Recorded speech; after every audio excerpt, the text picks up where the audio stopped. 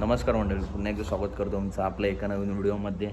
वारुगड आहे ते भव्य दिव्य मित्रांनो ओपनचं मैदान संपन्न झालं आहे. टॉपचं मैदान आहे. श्री भैरवनाथ यात्रेनिमित्त हे मैदान मित्रांनो भरवलं गेलं आहे.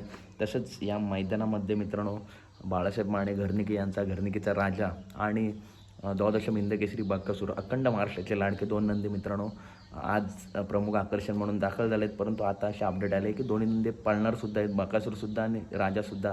तर मित्रांनो कुठेतरी सोशल मीडियावरती चर्चा चालू आहे की बकासूर आणि राजासोबत पळतील तर मित्रांनो पळाले तर खरोखर डोळ्याचं पारणं फेडणार आहे. आज आपल्याला गट आणि सेमी गटपाससुद्धा होईल, जोडी सेमीपाससुद्धा होईल, कारण तसं स्पीड आहे जोडीला. तसेच रती महारथी टॉपच्या नंदी या मैदानात दिसणार आहेत.